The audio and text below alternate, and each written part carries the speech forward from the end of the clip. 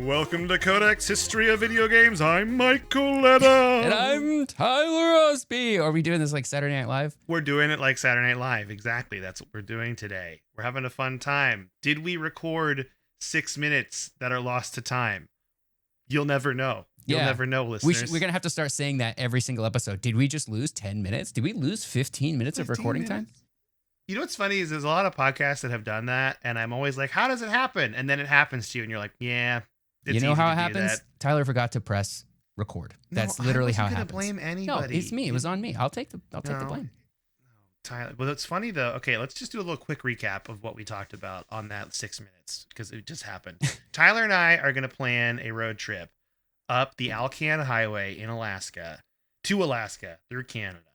Okay, and then because of our first email, Tyler, would you like to read Reeves' email again? I will read Reeves' email. We have an update from Reeve here. Haven't heard from him in a little while.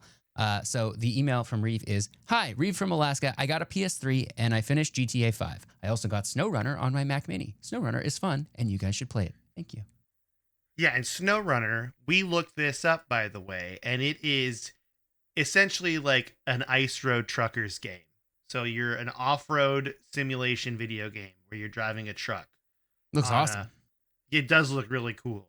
And so the player's job is to deliver cargo, completing construction projects and or repairs at different locations while driving through rough terrain. It looks great, okay? And that's what made me think that we're going to take a trip on the Alcan as friends. And I love a game that runs on Mac. That's true. Tyler does love a Mac game. If you all want to get Tyler's attention, just say you got a game that runs great on Mac. That's true. We did a whole episode on Mac games at one point, I think. I think we did. Yeah, that was years ago. I can't even remember. We've been doing this so long, can't even remember. So long, but it was so beautiful. Okay, I am now going to read our next email and start it. And I am going to say that this email has major spoilers for Mass Effect 1, 2, and 3. Okay? So you've been warned about this game that's well over, is it 15 years old now? Yeah, almost. Even the third. 2012 is when the third one came out. So it's like 13 years old at this point. I think it's past the statute of limitations in the sense that like we can talk about it, but we'll give you a warning that we're about to get into spoilers, so you can skip over it. We're about to get into major spoilers. I would say skip 5 to 7 minutes, okay? I don't know how long we're going to be talking about this for, but it's a long email, so we're going for it. So your boy McBreezy here says, "I'm here to write a too long email about military stuff, totally unrelated in any way to your podcast." Just kidding. I'm actually writing about Mass Effect, but I'm first going to briefly touch on my last email. So Tyler last time said that WOG Day, the line crossing ceremony, sounded made up. And McBreezy says, "It does sound made up. The military is a preposterous place. It is my understanding that the less palatable activities of WOG Day have been dialed back, and it's more of a traditional ribbing than an all-out haze fest." So that's our small update on our previous email from last mailbag. But now we're going to get to our spoilers for Mass Effect. Okay.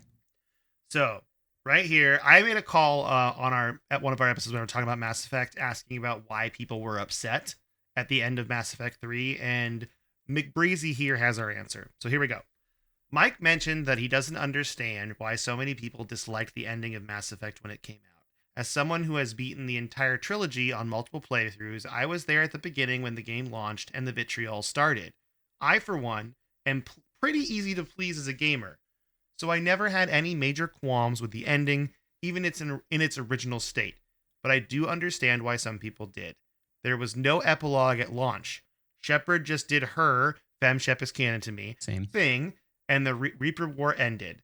Roll credits. Cool cameo by Buzz Aldrin as the Stargazer in the post-credit scene. I think this ups so many people because some, like me, had spent literally hundreds of hours with the characters at this point and then did not get to see where any of them ended up or what the galaxy looked like after all the choices Shepard made. Did the Krogan keep their promise not to murder the entire galaxy? Did Garrus and Tali move into a dextro-amino-based world and live happily ever after? What about the Quarians and their homeworld? None of that was answered. It was pretty quick after launch when BioWare patched in an epilogue narrated by a character dependent on the ending. A secret fourth ending was added as well, where Shepard can either walk away, dooming the galaxy to its fate, or try to shoot the catalyst, which dooms the galaxy to its fate. Okay. Or also dooms the galaxy to its fate. The catalyst has a cool demon voice if you shoot it. I recommend it at least once. There was also some misconception about the needing to play multiplayer to get the best ending. Although me and my Marine friends did spend countless hours playing the Mass Effect 3 multiplayer, it wasn't until deep into the second or third playthrough that I started, and I had enough war assets to get the synthesis ending, even before the DLC added assets to the table that made it much easier to unlock that ending. If a player is completing side missions as they become available and manages to save the Geth and Quarian fleets, it shouldn't be too difficult as well. The ending where Shepard survives, is the destroy ending, but the bonus scene is only unlocked if enough war assets were gathered. I believe that for ME4, the official canon ending is the destroy ending, but the way EA is treating BioWare, I would wager it is still quite a ways off. This email was sent prior to the recent acquisition, by the way, of BioWare and EA by that private equity firm, just so we're all on the same page here. So who knows what's going to happen with all that, because private equity is pretty well known for saving companies and putting them on the right track. That's sarcasm. They're not. Yeah. When you said private equity, I was going to say the devil. So there you go. Yeah, pretty close. Yeah. So, and now we have another section here that says more spoilers, maybe even for you guys if you haven't played this game for hundreds of hours. So are you ready for me to read these? I'm ready for it. Okay. There are a lot of different paths to take in Mass Effect 3, and a lot of options are dependent on choices made in the previous games. For example, Shepard can shoot Mordin in the back and not cure the genophage. If Shepard does this and Rex is alive, Rex will pull Krogan's support for Earth in the third act and attack Shepard at the Citadel, forcing Shepard to kill him. Mordin can be convinced not to cure the genophage if Rex was killed on Vermeer, leaving Reeve in charge of the Krogans, and Malin's data was not saved on Mordin's loyalty mission in Mass Effect 2. This causes Eve to die during the procedure, and several checks can be made to convince Mordin that the Krogans will simply start a giant sex party and try to take over the galaxy again. Those are just a couple. There are literally dozens, and this is already a long email as per usual for McBreezy. It's true. He does. You know what's funny is, I'm going to say this. We skip a lot of McBreezy emails for time, but we do paraphrase them. So just so you know, we're all keeping in touch. McBreezy is very verbose. Very verbose. A verbose McBreezy. Also, Commander Shepard is Alliance Navy. Ashley Williams is Alliance Marines, which is why she's such a badass. James Vega, voiced by Freddie Prinze Jr. I didn't know James Vega was Freddie Prinze Jr. Did you know that? No, I did not know that. I had no idea. Is also a Marine, which is why they're the best squad mates besides Garrus and Tally. Because Garrus and Tally are the only squad mates available in all 3 games. I didn't put that together at all until just now. That it's true. Those are the only two people across all 3 games. It's also heavily implied by dialogue that Garrus and Tally start smooching if Shepard doesn't romance them. So I don't romance them because Shepard dies and they deserve happiness, which is kind of sweet. Also, oh gosh, here we go. Who would win in a fight between the Master Chief and all his glory, like we're talking Halo 3 Master Chief and Shepard in Mass Effect 3? Please discuss. The people want to know. I mean, I'm going with Master Chief. I think if we're talking a straight just 1v1, I think Master Chief wins because the armor and like Shepard has cool powers. Maybe it depends on the class here. Maybe a more biotic focused Shepard might be able to keep Master Chief at bay. But I think like a soldier Shepard that doesn't have very many biotic powers. I feel like Master Chief's just gonna rip them to shreds. I think so too. Like I was leaning Master Chief. Yeah, Master Chief, assuming Master Chief gets his power armor, right? If he doesn't have power Shepard's armor, oh, yeah, that's true. I feel like the Spartan armor is kind of what does it for Master Chief there. Yeah. So, and I think Shepard's armor also is like doesn't really augment as much as Master Chief's armor does. Yeah. It's kind of what I would. But you got biotic, so maybe space magic wins. Who knows? Yeah. So then the email ends with, love what you guys do, evidenced by the amount of time I spend writing you emails. My bedtime was like an hour ago, and I hope you never stop. Thank you, Breezy. Last thing. There is a spider living behind my rear view mirror of my Honda Accord. He spins new webs every couple days. I named him Senor Ocho, like Spanish, and that's because Senor Ocho's derriere. McBreezy. Wow, that's a lot of setup for a good spider butts joke. That's a good spider butts joke. Love it. We love it. I'm really, so funny thing is I personally like found James Vega's, like the character James Vega in Mass Effect. I was like, why should I care about this guy? Like, I just didn't care about James Vega. But now I feel like I should give him another shot.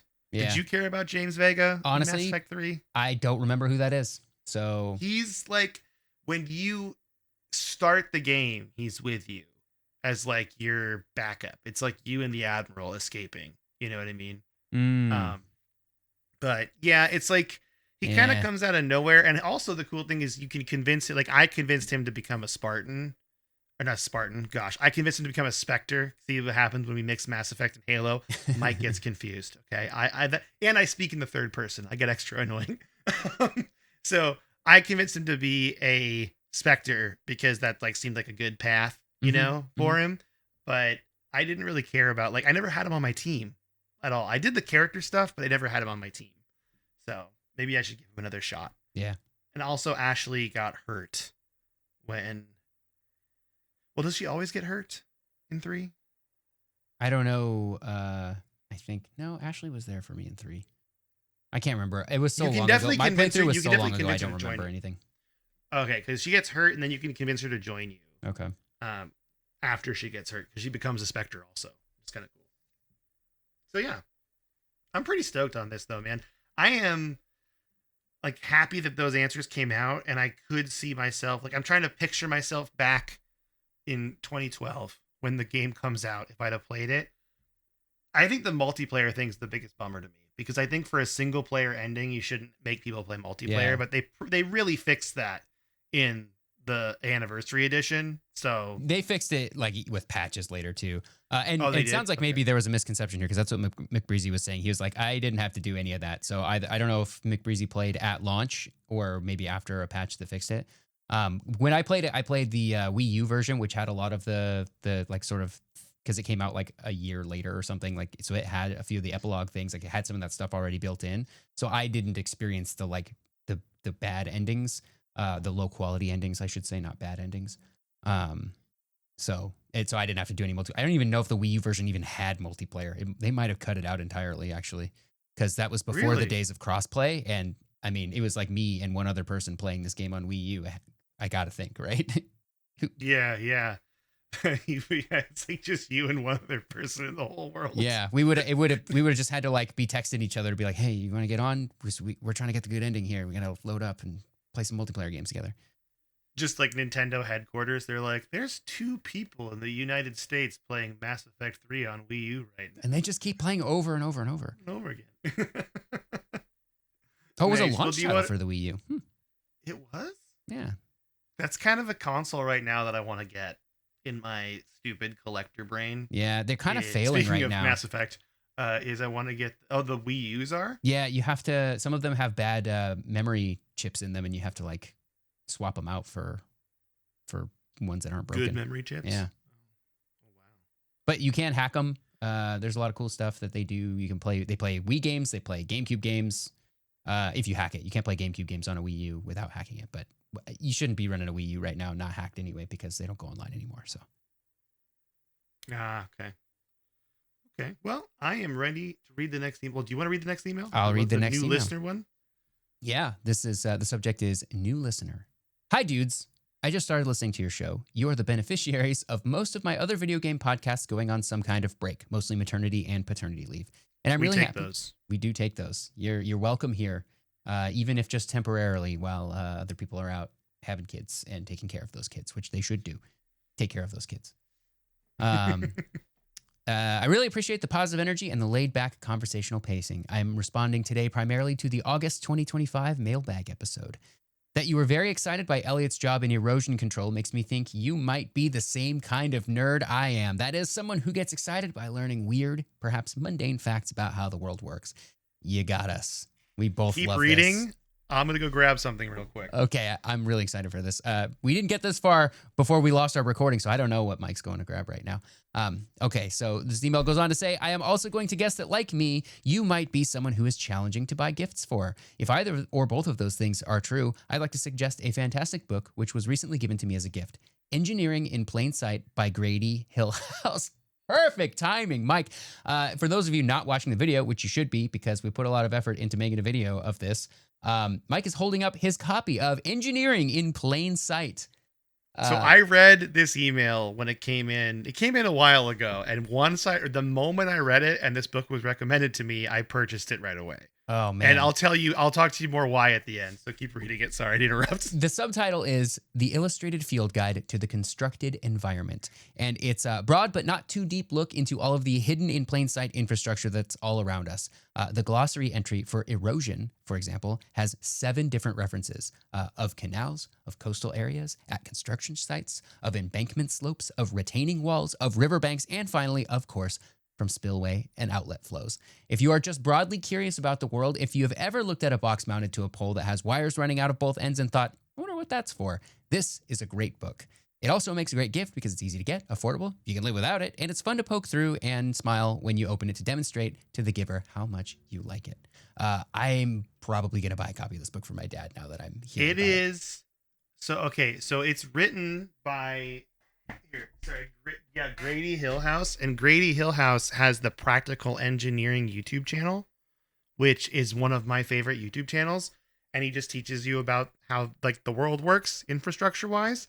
And Practical. I'm looking it up right now, so I don't. It's so great. It's dude, you can get lost on there. So I've been like, I kind of am just like flipping through the book right now, but I am reading currently.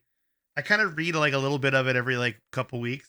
But I'm learning right now about power substations. Wow. That's what I'm learning about. Yeah. So, and there's like power stations and there's highways and like how roads are made. Like it's just, this is transmission pipelines and aqueducts. Just looking through the book, there's just all sorts of stuff. Water awesome. retention. Like, yeah, it's just like really interesting because I feel like as I get older, I just get more and more interested in like how things work. Me just too. Curious. And like I think it's just a part of becoming an old man. I don't know. I'm just gonna be like, that's a trick. Like I just want to be able to name locomotives. You know, that's what I'm trying to do. Yeah, I'm looking at the Practical Engineering YouTube channel, and one of the videos that is being recommended to me is where does grounded electricity actually go? And like yesterday or the day before, I was wondering that. I was like, what does that really mean? Oh yeah, dude. It's like super interesting and it's really cool. So I would recommend the book, especially after getting it. And after this listener's recommendation, I just immediately bought it. Yeah. It came into like really quickly. So that looks awesome. If you like this kind of stuff too, a YouTube channel that I assume is very similar that I love is called Technology Connections, where this guy he usually takes like small electronics, like personal electronics, like CD players and like all kinds of stuff. And we'll just like open them up and just like show you how it all works. And like how everything fits together, and he's usually fixing something or something like that. And just this guy knows a lot about a lot of things, and I love that channel so much. I think that's also why you and I are both now leaning towards these old electronics projects where we're like taking apart consoles and stuff. Or I know you're working on iPods, like that kind of thing is like very much, is very much like a how does this work kind of thing. I want to get to know it because it's just like kind of fun to tinker with. Yeah, yeah. And this book just shows you how the world gets tinkered with. I'm so excited. I'm going to get a copy of that for my dad. I think he would really like that. And I actually want to go look in here because full disclosure, we can just talk about this right now. I think that's okay for it's a really brief tangent. I was talking about hit the button. Let's make it official. Hit the button, right? We were talking about how this last summer we were gone a lot. And part of that was because I was experiencing some weird things with my job.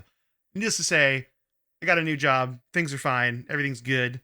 But one of the things I'm learning about in my new job is a lot of mining stuff. And that is also super interesting how like they mine gold and how they actually like, you know what like heap mining is? You ever heard of that? I am not familiar with that term. Okay, this is not video games. That's why we hit the tangent button. It's like a giant pile, like an actual heap pile of like dirt and rock. And they use chemicals to like dissolve gold and copper and silver. And then it flows out and into like this slurry. And that's what gets refined at refineries. Isn't that kind of cool? Yeah, it's kind of cool. It's chemistry. I heard on an episode of, I think it was The Indicator on NPR where they were talking about gold recently. And they said that all the gold that has ever been mined on the whole earth to this point can fit into 3 Olympic-sized swimming pools. Yeah. That's not very much. It Not a lot. seems to be. It seems like not very, like for thousands and thousands of years. It seems like not very much. Well, do you see when they like mine gold and gold pans? It's like little teeny Yeah. tiny pieces. So yeah, it just I don't know. Maybe maybe it's a part of becoming older. You just get really interested in like the process of things. Yeah. I think so. That's what that book's about. Engineering in plain sight. Sorry, you can keep reading the email. Yeah, we're not even done Tangent's with this over. email yet. I know. Sorry. So the email goes on. For what it's worth, my favorite monetization scheme is. Oh wait, sorry. I skipped a paragraph. Also, to the other guy, FYI, 250 pounds of sand is 5 bags of sand. You can go to Home Depot right now and buy it for $25. Probably fit it all on your motorcycle. I understand not wanting to take on a project whose juice is not worth a squeeze, but please, let's not blame it on poor sand. Fair enough. Fair enough. For what it's worth, my favorite monetization scheme is reading donors' names at the end of a podcast. It's a nice little recognition. Donors get to have fun making you say goofy stuff, and it's easy to skip for someone who doesn't care. It makes it more fun and less extortionist than pay money or listen to these obnoxious ads. Of course, the sustainability of the project is the most important thing. Your fans will follow you wherever, I'm sure. That is a great idea for monetization. We were kind of talking about this last time. We're like, because we don't monetize this podcast currently. We have done 338 episodes and made $0. Lost money. Oh, plenty. Because we've like for hosting and everything. Yeah, we have to pay for that. Depends on how much, if you count losses of the things I've bought for the podcast, but were like really for me because I just wanted them. Dude, that's what my Miu Mini was. Yeah, the Miu Mini. I'm like, this is for the podcast. And like, it's I'm modding an Xbox for the podcast. That's right. Oh yeah. Yeah. We're not done with this email still. Sorry. Finally, a service I like to provide to podcast hosts is to tell them who I think they look like based on their voice and speech patterns. I know you have a video, but I listen to this stuff while I walk the dog or do chores or work out, so I never watch videos. For you guys, it's Sean James Murphy and Brett Gelman. I never tell people who's who because I don't want anyone to get offended, but I hope that is illuminating. I don't know who either of these people are off the top of my head. Definitely Brett Gelman is what it is. So Sean Gelman. Murphy is he's the Irish actor, very handsome, and Brett Gelman is the guy from Stranger Things, the conspiracy guy. Oh, Brett Gelman's awesome. Yeah, I know. I want to be Brett Gelman. Okay, then I'll take Sean James Murphy. It's just a bunch of my beard out. The Google images for Sean James Murphy is just a bunch of shirtless pictures of him. And that's you. You're now a shirtless model. Okay, well, yep. That I'm not quite too late. Okay. All right. If you get Brett Gelman, then I guess that's. I'm a big fan of making Tyler feel uncomfortable on this podcast. Keep up the great work and thanks for the show. Cheers, Josh from sunny Michigan. Thank you, Josh. Thank you, Josh. That was great. All right. I will read this next email from Casino Tarantino. And it says, "Hello, Mike and Tyler. I'm a longtime listener who has finally caught..." Oh, wait, no. Casino Tarantino was actually on the other one. Sorry. That's the Discord one. This is not Casino Tarantino. This is Luke from Massachusetts. "I am a longtime listener who has finally caught up on all your amazing episodes. Damn. I admit it's a little sad because for so long it felt like I had an infinite amount of codecs, and now I have to wait for Monday to roll around each week. The nostalgia you've provided has been particularly great since my daughter came in 2022. I love her to death, but I have to admit she does severely cut into my video game time. You two have provided the video game-based entertainment that has filled the void. Although she has recently developed an interest in games, even if she doesn't really have the fine motor to play them. She loves Yoshi's Story, Mario Party, Echoes of Wisdom, and Power Wash Simulator." Oh, that's awesome. That's great because she'll get there. Just another couple years, she'll get the dexterity to do it. Exactly, she'll be able to do it. "I wanted to weigh in on a question that has come up throughout the podcast over and over: kids and video games. I am very much on the side of video games do not make kids violent. However, I am also firmly on the side that parents really need to have a clue of what they're purchasing for their kids. With resources like the ESRP, video reviews online, and even a conversation with the cashier at GameStop, there's really no excuse for not knowing what's in the game you're letting your kid play. Parents wouldn't let their younger child see an R-rated movie. Why would they let them buy an M-rated game? I also agree that all families are different. I played the heck out of Conker's Bad Fur Day as middle schooler, which was rated mature 17+, but my parents looked over my shoulder and made sure I had a firm understanding of the content. As a parent, you should be making informed decisions, and there's really no excuse at this point in the gaming world. As a parent, and also a middle school teacher, I have significantly more concern about smartphones and social media than I have ever had about gaming. But that's a conversation for a different podcast. I would like to have that conversation as well. Maybe not on this podcast, but I do. I'm also very interested in that subject. I agree fully with this. Like 100%. and that's why like I don't feel that bad about like if you take Jack Thompson at like face value and just like he just wants to stop retailers selling games to kids without their parents' permission. That seems or selling mature rated games to kids without their parents' permission. That seems fine to me. Like if you think your kid can play it and you want them to be able to buy the game, great, go with them and then buy it with them. Then that's not that hard. For sure. You know, nobody's I saying they also- shouldn't play it. It's just like maybe it shouldn't be super accessible because not every kid can handle it, and not every kid has parents that can help them handle it. Yeah, and there seems to be a thing, and I think this is a wider political issue that I don't really want to get into, but there's a lot of things in these debates, and video game violence is one of them, where it seems like everyone wants to blame everything else but the obvious source of the problem. Right. And like parenting is the first line of defense for like a kid, right? Because that's what you're there for. You're there to be their parent, right? And that just seems like why it's missing from a lot of things. Like a lot of those stories we read in the book, like you'll notice that the home life of these children that had these things happen was not great. And I think that's something that David Kushner was really trying to be like, hey, notice this pattern here. Yeah. So like there were other things going on here. It wasn't the games that made them do it. And Yeah. maybe they shouldn't have been playing those games because of their background, but the background was mostly the problem there. Yeah. And also like, I understand that it is also very hard to impossible to like know exactly what is in everything that you're like, that your child is interacting with. That's why the rating systems exist in the first place, right? If you don't want to dig in super deep, all you got to do is look on the box and say, this game is rated for people 17 and older. Maybe my 8-year-old shouldn't play it, right? You don't really even have to look at more than that. And it'll say on the back, like, why is it rated this? Here are the things in it that make it rated this. And if you go, oh, my kid can handle violence and bad words, I'm not worried about it. Then, okay, great.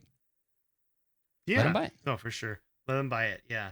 That's kind of how I feel too. I'm like, if you feel like your child could handle that and like you're there with them, then yeah, there's no harm in it. But if you don't feel like they should handle it, then you should be the one to be there to say no. It's Yeah. not okay. And if you don't want to that's dig deep enough to find out if like what the content is in the game itself, then just go off what the ratings say. That's why they're there. Exactly. That's good. Luke nailed it. Okay, Luke's email goes on. Lastly, a quick mention about video game tattoos. I love that Oddish is Mike's soul tattoo. Amazing. Thank you. I have what I call my fandom arm that I keep adding to over the years, made up of images from all my favorite games, movies, TV, and books. I currently have one for Zelda and Borderlands, along with some Stephen King, Lord of the Rings, and Star Wars. I have an upcoming appointment so soon. I will also have tattoos for BioShock, Eternal Darkness, Sanity's Requiem, Halo, Metroid, and Final Fantasy IX. Dang. I am also planning a Mewtwo one, but it still needs some more design work. You get the one tattoo, then you get another, and then it quickly snowballs.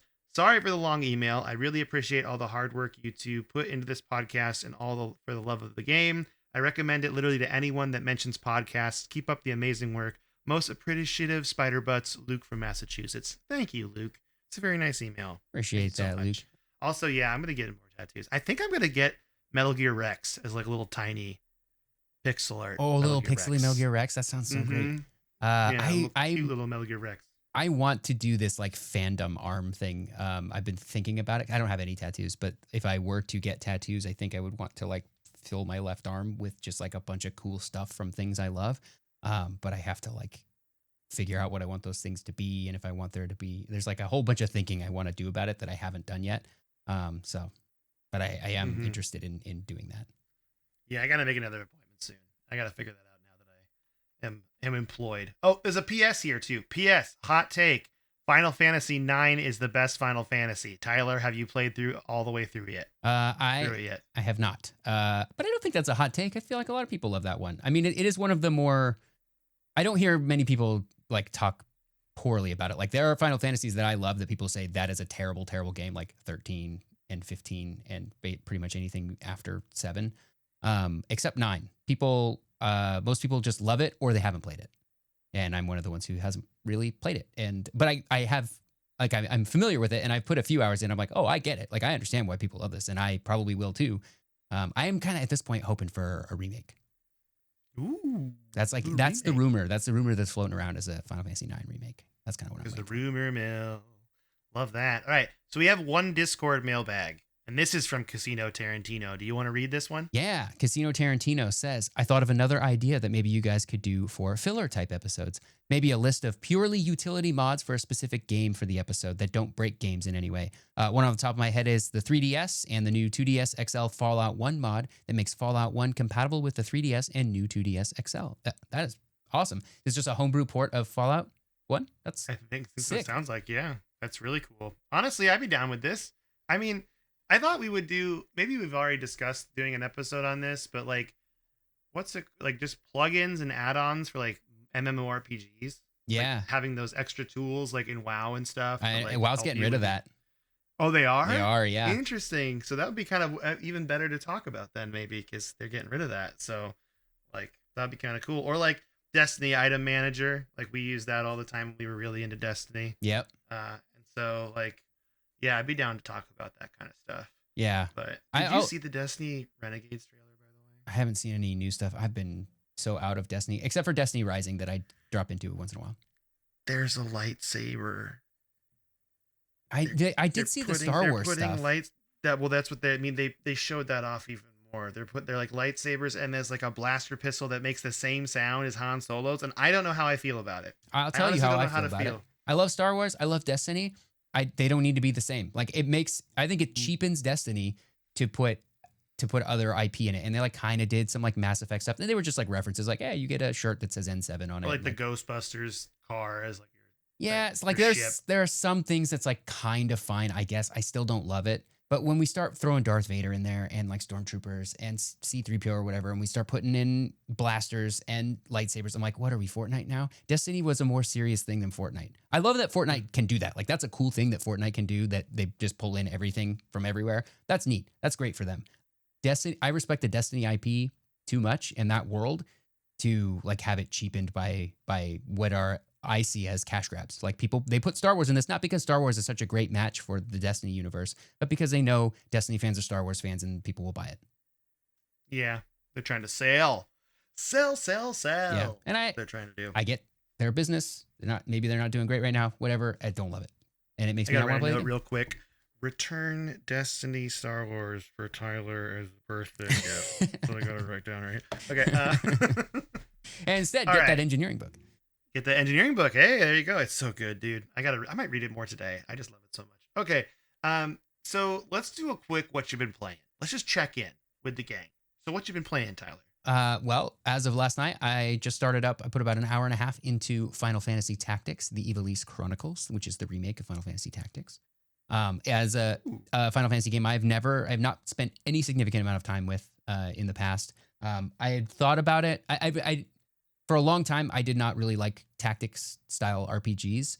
I don't know why I didn't like them, but my mind was expanded in 2017 when I played Mario and Rabbids Kingdom Battle, and I was like, oh, actually do like this. And then I played Fire Emblem Three Houses a little bit, and I was like, this is pretty sweet too. And I love the new Mario Rabbids, and I played Persona 5 Tactica, and I'm like, oh, actually, I do like this genre of game. And so then I was like, well, I should play Final Fantasy Tactics, but there were rumors flying around that they're remaking Tactics. That game's from 1997. It feels like a 1997 game, even in the remake. It's due for a remake then. If it's very due then. Yeah, and even in the remake, it like feels like a 1997 game, mostly from like an art perspective because they're like keeping the same aesthetic there, which is totally fine. But I think they had a lot of quality of life stuff to it. But the original PlayStation version, I think, has like long loading times and like it's very unforgiving. And I was just like, maybe I don't want to do that, especially with the remake on the way. So now that the remake is here, I started it up last night. It's great, loving it so far, having a good time. It's very the way they speak is very like almost Shakespearean or like Game of Thrones, where they speak in that like medieval style that we all assume that, I love that, how they talked back in those days, but they almost certainly did not. It's very politics heavy. So kind of I mean, it seems like well, I haven't played the newer Fire Emblem Three Houses, but I played the old Fire Emblems, and they're very much like lots of conversation, lots of dialogue. Yeah, Three Houses, I think, goes very far into the dialogue stuff. It's kind of like Persona except Fire Emblem. That's kind of cool though. Is it? It's a school, right? It's a college, isn't it? Yeah, that's cool. Yeah. I like that. Yeah. I like that. So yeah, pretty much that. Otherwise, I've been fixing up some iPods. I broke an iPod further, this iPod mini that now I'm like attempting to salvage. I have to do a lot of small soldering on it. I'm not excited for it. But it's already broken, so it's just practice, I guess. If I can get it going, great. If not, it's broken. So whatever. Yeah, and it's you're like what's could happen too is you might come back to it like years later after practicing and fix it. So yeah, that's true. I'll probably hang on to it. Yeah. You never know. Well, I've been playing this week a little more Hollow Knight Silk Song. I beat this gauntlet that I was stuck on for probably the longest thing I've been stuck on, and I beat it a couple nights ago. And then I sat on a bench and I stopped playing the game, and I haven't played it since. We'll pick that up hopefully together. You're like, gotta take a break. Yeah, just dripping sweat, just like, but it was really fun. Digging that still. I played a little bit of Helldivers, also enjoying Helldivers 2. I am currently unable to play Borderlands 4, and I bought this game for my buddy who's playing it on consoles, and I cannot open it, and I spent $70 and I feel like a real idiot.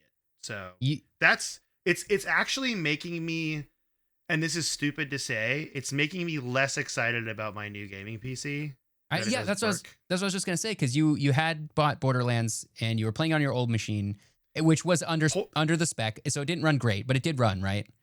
Yes, it ran. I played. So that's the problem is I can't return it because I played it for about 2.5 hours, almost 3 hours on my old PC. Yeah. And so you were like, well, maybe I should upgrade. And then I was like, well, I'll probably upgrade. And so then I got all my upgrades and got it all set up, went through the whole motherboard drama I talked about last time. And it just crashes the minute it starts. It's an Unreal Engine crash. It says Borderlands 4 crash reporter. I talked to their support.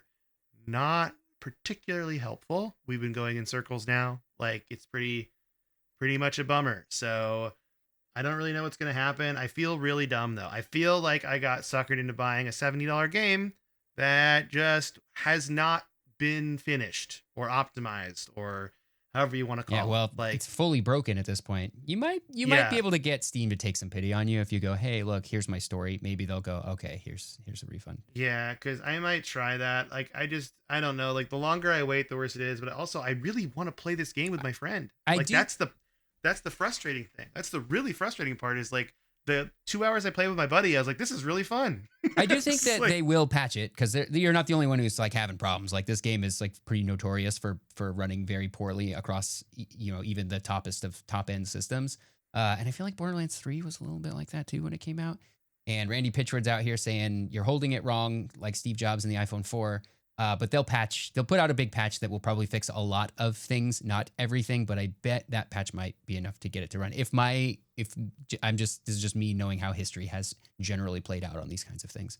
Well, the funny part is it came out at launch, and that's when I was playing it. And then I got my new parts. And while I was getting my new parts and I stopped playing the game, there was a patch.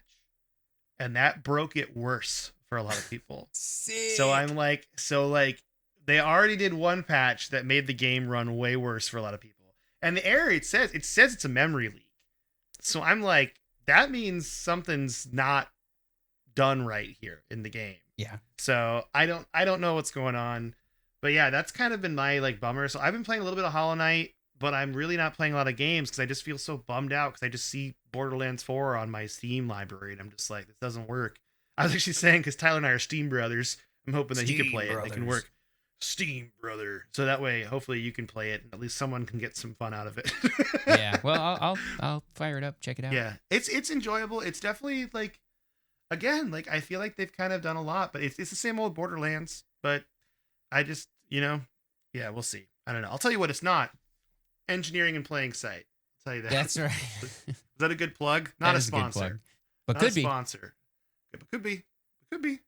Yeah, so we don't have anything in place to actually take a sponsorship right now, but we don't. But we would make it for this Engineering in Plain Sight book. We would figure it out. I would just have him on and talk about engineering. I know it's completely off topic from our podcast, but I don't care anymore. It's like I want to talk about what I want to talk about. So yeah, you know what? Selfish. You do whatever you want. Hey, yeah, exactly. You know what? We do want to hear from you though. If you have any more video game questions or anything, you can send them to codexhistorypodcast@gmail.com or go to codexpodcast.net. That has all our links, that has our Discord and everything. And I think, was it Luke that mentioned it? Someone said the magic thing oh yeah, Luke mentioned it. I recommend it to literally everyone that mentions podcasts. Please tell your friends about us. That's how we get the most people listening, I think. We don't do ads.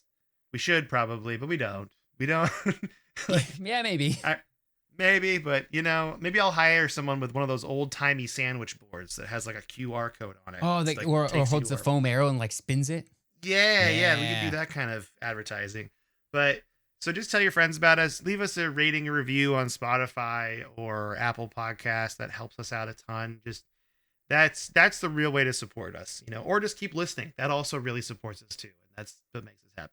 So thank you so much. That's why we do it, because we don't make any money. Like I said, we just want Mm-hmm. people to hopefully enjoy what we have to say. This is for the love of the game. Truly it is. Yep. So with that, Tyler, would you like to say goodbye to everyone? Yes. Goodbye, everyone.